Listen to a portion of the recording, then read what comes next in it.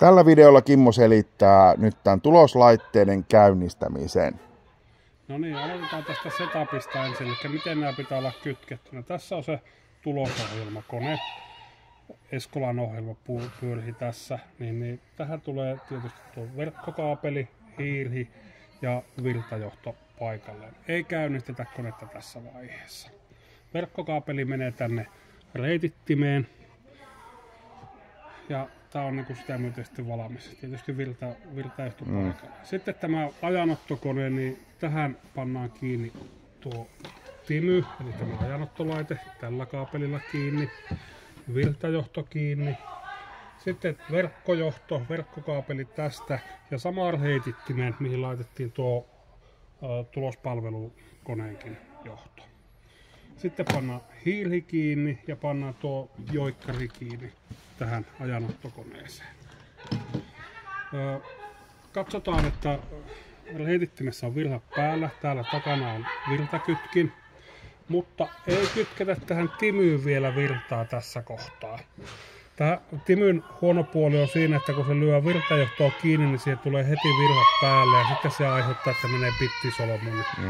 Pidetään se sammutettuna. Sitten kun aletaan käynnistämään, niin ensin käynnistetään tulosohjelmakone.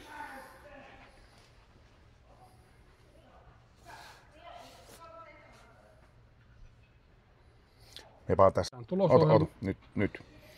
Käynnistetään tulosohjelmakone, katsotaan palomuurit. Tarkista palomuurin tila. Ja nämä ei saa olla päällä. Homma okei. Sen jälkeen käynnistetään täältä tämä Eskolan tulospalveluohjelma.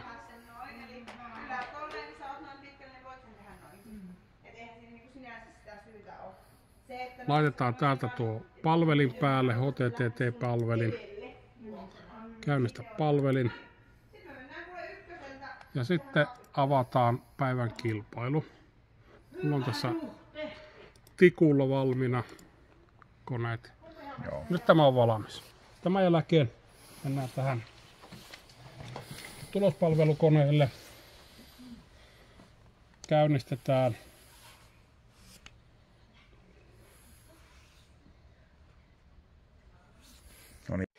Käynnistetään tässä välissä, kun kone käynnistelee, niin tämä Timy. Painetaan tuosta vihreästä Start On napista. Mutta virtajohto ei edelleenkään ole kiinni Timyssä. Ei ole paikoilla. Jotta se käynnistyy, niin pitää panna vihreää O:ta. Nyt oltiin vähän hitaita, nyt pitää tehdä uudestaan. Noin.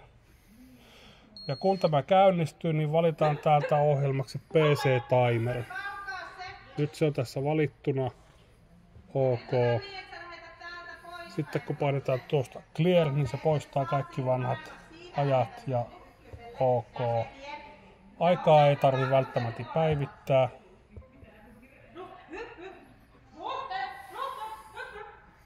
Ja nyt annetaan sille synkronointi-impulssi, eli lähtöviiva ylitetään. Ja nyt tämä onkin sitten valmis käyttöön. Sillä välin tämä kerhokone on auennut, katsotaan, kun tämä ajanottokone, katsotaan täältäkin palomuurit.